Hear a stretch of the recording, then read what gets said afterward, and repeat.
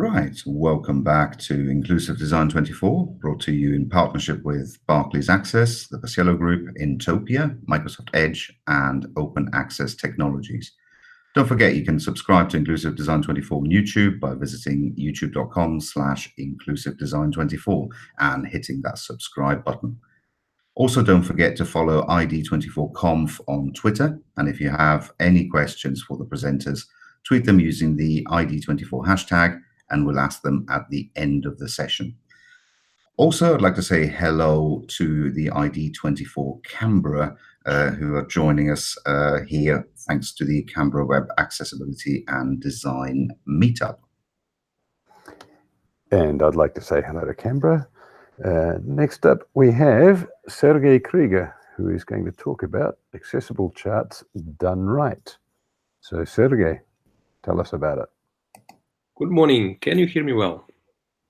Yes. We can. Good. Can I start?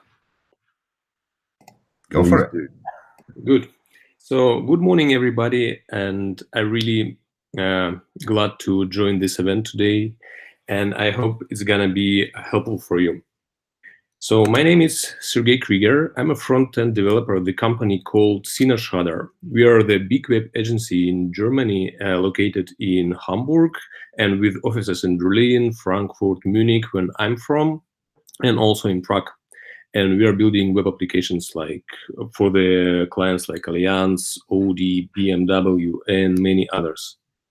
And besides front-end development, I'm super interested in accessibility, and this is our topic for today. So we are going to talk about accessible charts.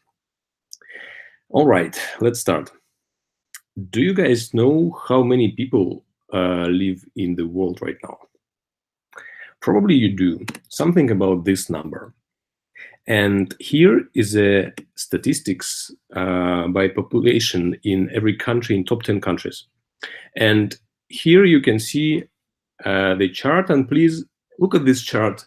And actually, without numbers, even without numbers, we can understand that in top 2 countries are living much more people than in the rest of it, right? So it's really clear from the chart. And this is another chart. This is a chart about statistics about population in different regions. And again, with no numbers, it's clear enough that more than half people in the world are living in the Asian region. And there is no doubt that we perceive graphical information much faster and much easier than plain text. But unfortunately, there's a big group of people who cannot enjoy a beauty of charts we are creating. Those are people with visual impairments. Excuse me. And we need to understand that 217 million of people in the world will not be able to see our charts clear enough. Those are people with low vision. And more than 300 million of people will not be able to recognize different colors in our charts. And those are people with the color blindness. And for 187 million of people, our chart will look like this. And those are mostly aged people. And for 36 million of people, there will not be charts at all. Those are blind people. And the question is, since charts are nothing more than visual information, than graphics, is it even possible to create charts accessible for everybody? Well, the short answer, yes, of course, it is possible. And during this presentation, I will be focusing your attention a couple of times on super important things, and this is the first of them. Yes, it's possible to create accessible charts, and today I'm going to share with you guys my experience, how I created accessible charts, and I hope you will find this helpful and use it in your practice. And today we will be mostly focusing on screen readers and also on keyboard access, and we will be talking a bit about performance, but not about performance in general, about performance from accessibility point of view. Let's start. Let's imagine that we have a fruit stand, and so far we're just selling apples, and we have just one seller. And obviously, at some point, we will in order to understand how our business is growing, we will need to take a look at some statistics. And probably our first statistics will look like this. Nothing super complicated here, just amount of kilograms of apples we sold every day in this time period. And now let's try to make this chart accessible.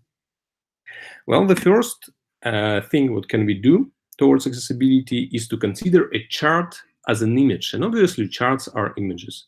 And we can add a description to the whole chart. Let's try to describe this chart. Well, probably the first description, simple description, will look like this. Nothing too specific, just some information about this is a chart and it shows us some statistics with no numbers. And now let's take a look at this chart. Even if this chart has the same dates and the same values, it's totally different. It tells the users totally different information. And the description will look like this. The less successful day for us were 3rd of July, and we sold 2 kilograms of apples. And please make sure that this description is not static anymore. It contains some dynamic data. And how would we describe this chart? Again, same values, same dates, but totally different information. This chart tells us about that there was a goal to sell 4 kilograms a day, and we achieved this goal only in 2 days. The important thing to understand here is that when we are trying to describe the chart, the same chart, we can do it in many different ways. And we need to understand, clearly understand, what is this particular chart about and what this chart should tell the users. And when we are building our descriptions to the chart, we need to build it depending on what we want to say to the user. That's really important. And technical part is really simple. We can add a description with the simple alt attribute, and also please make sure that most of the libraries like D3, Google Charts, and other libraries, they are creating charts as SVG images. And not all screen readers can recognize SVG as an image. So we need to tell screen readers explicitly that this is an image with a raw EMG. And this solution will work, but there are 2 problems here. First problem is technical. First of all, even if we added raw image to this SVG, it doesn't make this SVG a real image. So in this case, like in this situation, alt attribute is not really valid. Even if it will work, we can make it better. And the second problem is that when we hover on this chart, we will see a default browser tooltip. To be honest, there is nothing better than default browser tooltip, so we can live with that, but I don't know any single designer who would like this tooltip. So obviously, as developers, we can make it better. We'll replace working but invalid alt with area label, which works everywhere, and it's perfect. I like this attribute. And also, in order to make our chart even more accessible and give screen reader users more information, we can add description to this chart with a desk tag. And if you like this way of making charts accessible, here are a couple of recommendations for you. First of all, make sure that your description text is not too long, because it's really hard for screen reader users to read the long text. Actually, not read, but listen the long text. Also, if your site is multi-language website, you need to handle grammar cases, grammar quantities, and stuff like that manually. And the technical solution is to use area label, or if you really like alt, you can use it. At the end, even if it's not really valid, it's working and it's already better than nothing. And obviously, this solution is good and fast, but it's only working well for small charts. But in practice, we often have much more complicated charts, and for those charts, we need to think about some different solutions. And let's imagine that our business is growing. And now, in addition to apples, we are selling bananas and oranges. And also in our statistics, we need to see how much money we earned every day, in addition to kilograms we are selling. And here is a chart, the next chart we will have in our statistics. And now let's try to go the first way and add a description to this chart. And a description will look like this. And honestly, this description contains all the data we need to tell the users. So it's already accessible, but I'm pretty sure that more than half people will not be able to listen even till the middle of this description. So this text is way too long. and we need to create a different solution for this chart. Well, the next way how we can make our charts accessible is to make accessible every chart element. So make every chart element accessible by screen reader and readable by screen reader. How we can do so? Well, that's really simple. In order to make any element accessible and readable by screen reader, we can make it focusable with a tab index attribute with value 0 or positive numbers. And then to every chart element, we will add a unique description depending on what kind of data this element represents. And this is the code for our implementation, but there's one thing we need to think about. Look at these numbers. There is a values here, 3 kilograms, 4 kilograms, etc., and there are some dates here. But if you remember the chart, we already have dates in the X or Y axis and values also. So in order not to duplicate data, we can make chart axis invisible by screen reader with the area hidden attribute. And here is a chart, and now let's try with the screen reader how it works. So what I'm going to do now is start my screen reader, VoiceOver. I'm on a Mac, so I will use VoiceOver screen reader and try to read this chart with the screen reader. VoiceOver on Chrome, accessible charts done right. And now I'm going to click tabs and see what happens. Apples, 3 kilograms sold on July 1st group. Bananas, 3 kilograms sold on July 1st group. Oranges, 1 kilogram sold on July 1st group. And the same way I can get information from circles. 31 euro, July 4th, total transaction value. 23 euro, July 5th, total transaction value. Group, VoiceOver off. And congratulations, we just built a fully accessible chart.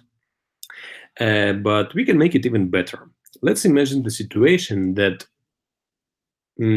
screen reader users use tab key for navigating through links, for example. And now when screen reader users will reach our chart on the page, they will have to click through all this chart in order to go further. But what if they don't want to? Well, we can make it better. There is a common pattern called skip link. It's really simple. So the technique is to put a link, visual or hidden link, before the element we want to skip, and point this link to the next, to the first element after the element we want to skip. So in this case is a chart. So we will put a link before chart, and we will point this link to the next element after the chart. And let's take a look how it works in practice. So here is a really simple dummy chart and some text before and after this chart. And now I'll start screen reader again and show you how skip link works. VoiceOver on Chrome, accessible charts done right. Visited link before. So I'm simply clicking tab, and now I focused on the link in the text before. And now I click tab again and see what happens. Visited link, skip chart. So this is a skip chart. It's invisible by default, but once this link gets focused, it becomes visible, and now screen reader users can click this link and jump to the next element. So I'm clicking this link now. Press visited link, skip chart, heading. And now I'm in the next element after the chart. But if I wanted to read the chart, I would simply continue clicking after the skip link like that. Visited link before. Visited link, skip chart. Element 1 group. Element 2 group. Element 3 group. And it works. VoiceOver off. And if you like this way of making accessible charts, which is a really good way, here are a couple of recommendations again. First of all, it's a good practice to not to use positive numbers with the tab index. Even if it works and you can control focus order with the positive numbers, it's a good practice to use a 0 and control focus order with the order of elements in the DOM tree, especially in charts, because in a chart it doesn't really matter when we place our elements in the DOM tree. We can place them in the beginning of the chart or in the end. It doesn't matter because they will be looking almost the same in almost all cases. So a good recommendation is to use tab index 0 instead of tab index positive numbers. Then the skip link, as we just saw, it's a good pattern in order to give screen reader users better experience with our website. And also, obviously, this way is good, but if our chart is big, let's say we are showing statistics not for 5 days, but for a month or half a year, we will have a bunch of elements. And if, in my opinion, amount of elements is more than 20, let's say, it's not really nice to force screen reader users to click a lot in our chart. And for more complicated charts, we need to think of different solutions again. Well, let's imagine that our business is still growing and now we have 2 sellers. And our statistics will look like this now. Again, all information is here, and honestly, this information is still accessible. If we click Tab key now, we will still be focusing on chart elements and we'll be able to get all the data from these charts. But what if we don't need all data? What if we, for example, need just the transaction value for 5th of July? Well, it's still possible to get this data, but in order to do so, we need to click through this chart 35 times. Even if it's still accessible, it's not really user-friendly to force users to click this amount of times. So we really need to think of different ways of making charts accessible. And here is the next important thing I would like to tell you today. We need to understand the difference between accessible charts and accessible data. So far, we made our charts accessible themselves. So it's the perfect way, and if there is a possibility to do so, we really need to go this way. But if it doesn't work, or if it makes our charts not user-friendly, we need to understand that what is our final goal? To display a beautiful chart which will be not really convenient to use, or to deliver data to the users. Actually, charts are just one way of delivering data, and honestly, it's the best way for visual people. But for screen reader users, it doesn't really matter. And for them, or actually for all people, but for screen reader users especially, we really need to worry if our data is accessible. So we can think about different way of displaying data in our pages. And what is the best way of displaying data? Well, obviously, it's data tables. And here's the next way, and my favorite way of making charts accessible. It's to combine charts and data tables at the same page. So it's really simple. We display a chart and display a table, and screen reader users will use a table, and all the other users will use a chart. And I know that people don't like tables because tables traditionally have really bad reputation, because previously people used tables in the wrong way, like for layouts and other things. But we have a perfect case for using tables. We have a data, and we need to display a data. So in order to combine charts and tables, there are a couple of techniques. The first technique is super simple. We will still render a chart as we did previously, and we will hide this chart from accessibility tree. So screen reader users will not be able to see this chart. And then for screen reader users, we will render a table from the same data, and we will hide it visually. So screen reader users will see the table, and all the other users will see the chart only. And the technique for making for keeping element in the DOM tree and accessibility tree, but have it visually hidden, there is a pattern called visually hidden. It's really important and not so complicated. First of all, if you want to hide an element from visually, but keep it in the DOM tree, we need to give it a position absolute in order to exclude this element from the flow. And then we will assign height and width attributes properties with 1 pixel. This is important to understand why 1 pixel, not 0 pixels. If you use 0 pixels, screen readers will not be able to see this element anymore. So we will assign 1 pixel to height and width of this element, and in order to make this element totally hidden from like visually, we will use rarely used clip attribute. And another technique how to combine charts and tables is to render both of them, charts and tables. Of course, we can render chart and table just one after another, but maybe we can use tabs, for example, and put charts in one tab and tables in other tab. And here is a nice example of combining charts and tables. Here is a website about statistics in European Union. And here you can see some data displayed in tables, and there are 3 tabs. And the first tab is here with the data, with the data table, and the next tab contains the same data but displayed as a chart. which exactly what we want. And even more, there is a third tab with the same data but displayed in the map, which makes this particular page super accessible for all the users. And if we are dealing with the tables, we need to understand that tables are readable by default by all screen readers, but readable doesn't make a table fully accessible, and we need to make it accessible manually. So first of all, we need to add a description, for example, with the caption tag.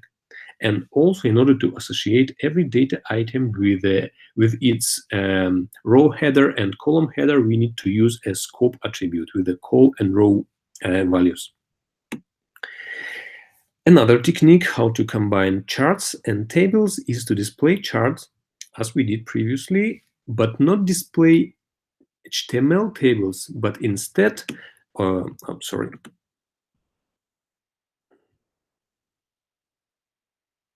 Oh, sorry, I'm a bit lost in the presentation. So this is an example how combining HTML tables and charts work.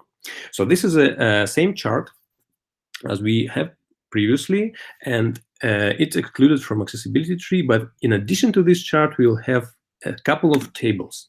And in a second, I will explain you why we need several tables instead of one big table. But now let's try to read this table with a screen reader again. Voiceover on Chrome. Accessible charts done right. Google Chrome window. Heading. Bob's data. Table 4 columns. 6 rows. Row 1 of 6. Column 1 of 4. Date. Column 2 of 4. Apple. Orange. Row 2 of the 6th of July 1st. Row 3 of the 6th of July 2nd. Row 4 of the 6th of July 3rd. 4. So you can see that we can read easily this table. And honestly, since tables are in the web forever, screen readers are perfect at reading tables, and it's really convenient for screen reader users to read a table instead of reading a chart. We need to understand that.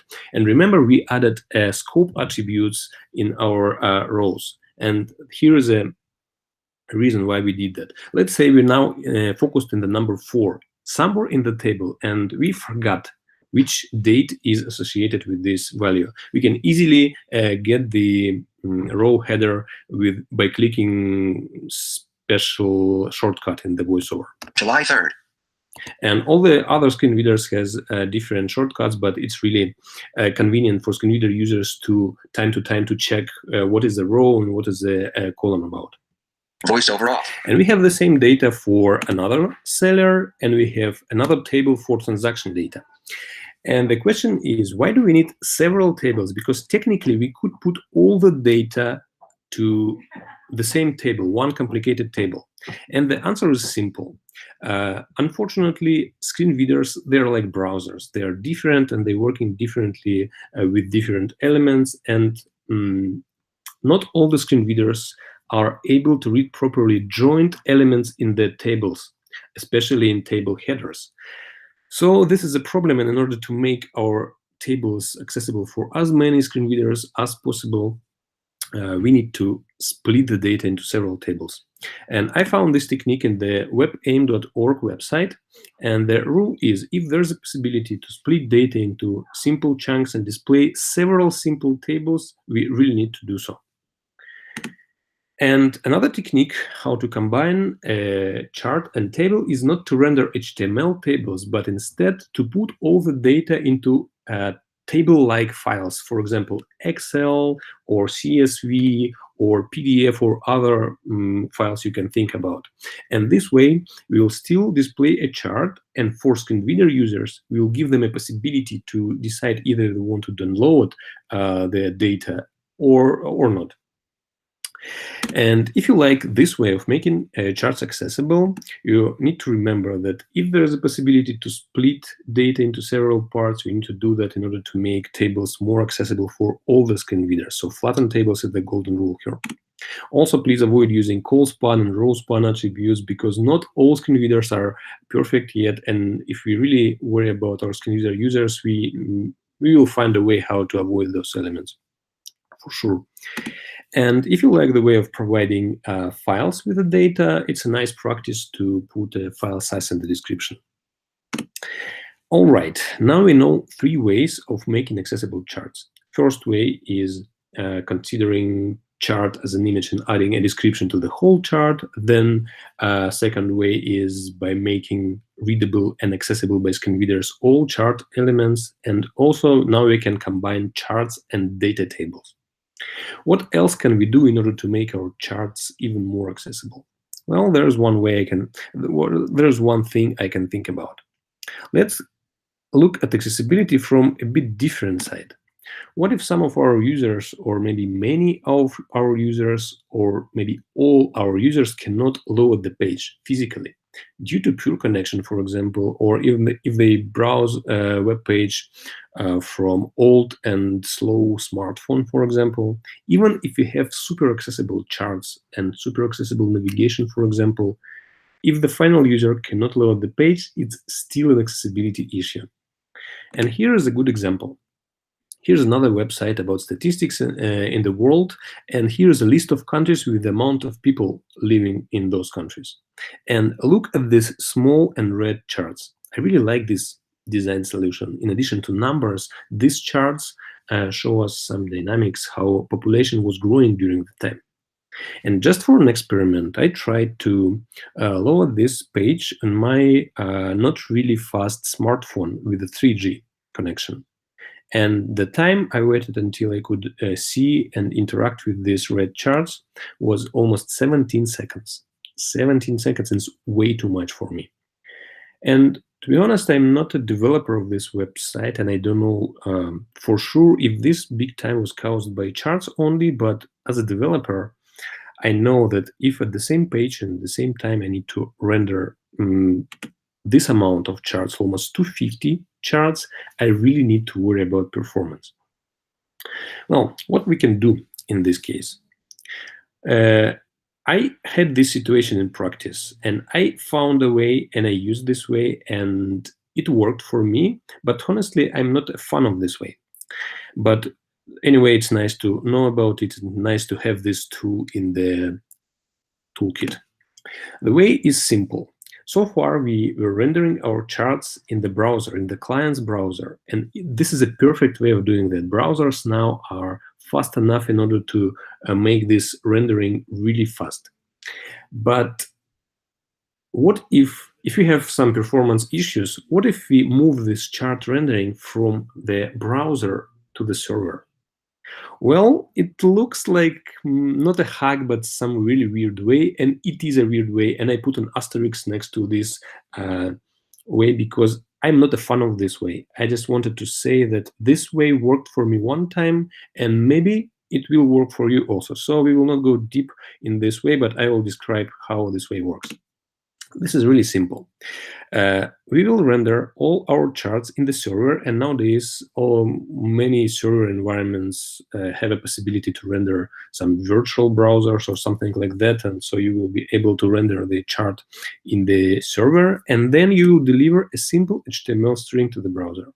And this way you will get rid of heavy, big and heavy chart libraries like D3, Google Charts, or Charts.js, and also get rid of custom JS code which renders the charts.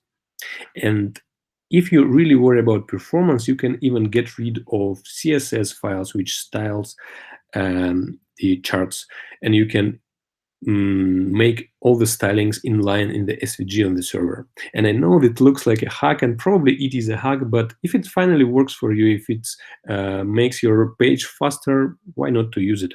There's nothing bad in that, I guess. And also, if your charts are more or less interactive, you need to handle all the events in the client, but I'm pretty sure that's not a big deal. And that's pretty much it, what I wanted to say today about accessible charts. And let's recap what we learned today. First of all, super important, it is possible to make accessible charts, period. And I don't know any single reason why we cannot and shouldn't do that. And we can describe our charts in a different way. The same chart can be described in many ways. So when we render our charts in the web page, we need to understand what kind of information we want to tell the users with this chart.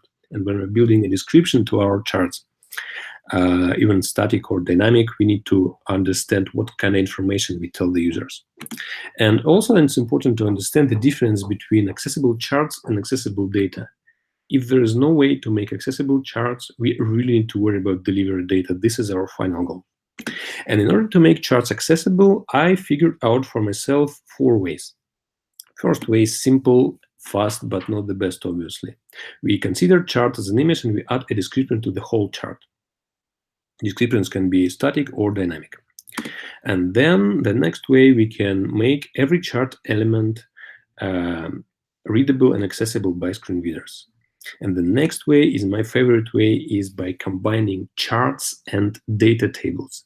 Screen readers are good at reading tables, and we really should worry about to give a screen reader users a better experience so they will read tables, not charts, which is more convenient for them. And the next way, if you find it helpful, is to render charts not in the client, but in the server. And if you are new in the screen reader world, here's a couple of links for you. First of all, I would really recommend you to read an article posted in DQ University website about screen readers. It's a screen reader survival guide. And also you can check my presentation about screen readers. And if you need some more information about accessibility in general, I would really, really recommend you to read these 2 books written by Laura Kolbeck and Haydon Pickering. And also during my practice, I have collected a lot of links to accessibility resources, and I put all of them in this gist, so you can check that out. Maybe you'll find this gist helpful for you. And if you're interested in building charts with a D3 library, there's a nice website called blogs.org where you can find a lot of charts built with this library, and you can check out the code there. And also there's a nice book called Interactive Data Visualization for Web, written by Scott Murray. This is a really nice book for starting if you want to start build charts from scratch. And also in the website of Leonie Watson, I found a couple of really interesting articles about making SVG accessible, not necessarily charts, but just SVG elements accessible. And I would really recommend you to check those articles out to understand what we can do with the charts and with SVG. And this is what I wanted to say today. Thank you very much. And here's a link to these slides. And if you have any questions, you can ask now, or you can contact me in Twitter, for example, or any other ways. I'm done. Thank you. Excellent. Thank you very much, Sergei. That was a really great presentation. I mean, I already saw it a few weeks ago at CSS Minsk JS, but it was great to revisit it again. Now, Charles, do we have any questions on the Twitters? So, yes, the question, what is Gunnar doing in the park? No, the real question on the Twitter, Mikołaj Wrodnicki has 2 questions, one of which is on other people's minds. The first question is SVG the best way to make accessible charts? That's actually a good question, because some people came to me after that conference Patrick mentioned in Minsk and told me, you know, we know the other way of making charts with the canvas, for example. And honestly, I don't mind if people find different ways. This presentation was more or less my experience, and I personally like SVG because not only because you can do whatever you want with SVG pictures, but you can make them really interactive. And examples I show today, they're more or less static, but in my experience, I have built really interactive charts with the tooltips and interactive tooltips and different really, really complex charts, and it's really nice. I like SVG, but of course there are many ways. And I didn't mention we can, of course, render a PNG picture and deliver it to the end users. Why not, if it helps? So there are many ways. I like SVG, so I've been talking about SVG, but there are many, many ways. The other question that came off the Twitters is, what is this magical, wonderful presentation software that you can actually put voiceover in and use real examples? Do you mean the Slate Engine, right? Yes. Oh, yeah. That's actually, I know that Patrick uses this engine, right, Patrick? That's correct, yeah. Yeah, this engine is called Shower.js. You can find this find it online. Shower.js, I can post it somewhere in the Twitter after the presentation. So it's built, it's just HTML slides, and I like this presentation engine because you can build your presentation in simple HTML and make slides interactive. That's exactly what I did. So I rendered real charts with D3 library just in slides, and it's really amazing. I really like the presentation and engine, but unfortunately it's like in the process of building, and from the point of accessibility it's not perfect yet, but we are on the way. I'm doing some stuff also there, trying to do at least. Can you show the source of your slides? Yeah, sure. I mean, I will post it on Twitter. No, I mean, can you show it right now on the channel for anyone who's watching and wants to see what it does? Because it's a very nice tool. Yeah, I also use it because it's great.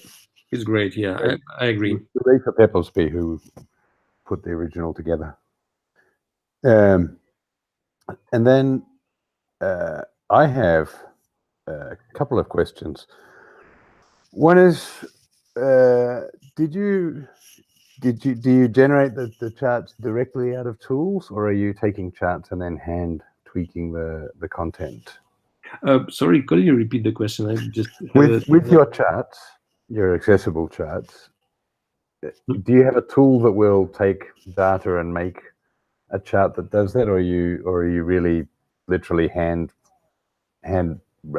editing what the tools produce? So how much of the code is generated for you, and how much of the code do you have to actually write the SVG yourself to put in the tab indexes or the? No, actually, I don't write manually, like anything. I will show you quickly the code because it's right here. So here's my presentation. So this is a simple HTML, right? Yeah. And here are my charts and what I'm doing. Here, for example, I'm using a simple D3 library, and this is the way I'm doing that, like selecting stuff, doing stuff. And here there is accessibility part. For example, I'm adding role EMG or whatever role, or area label, area described by. So I'm doing everything like dynamically in the library. Nothing manual, like. You're not hand editing the SVG, but you are editing the code inside the D3. Yeah, exactly. Setup, so that it generates the right stuff automatically. Yeah, that's how it works. Right. Cool. And question: I don't know how far you've sort of played around with more complex charts. So yeah, like scatter charts. Yeah, I got the question. Points. Thank you. So honestly, I'm not like perfect at building charts. I have really like not deep chart experience. My experience with chart was I was working on the project for Allianz company, and traditionally Allianz has really high accessibility requirements, and that was about investments. And of course, if you have something with investments, you cannot build a product without charts, right? You need some statistics about investments.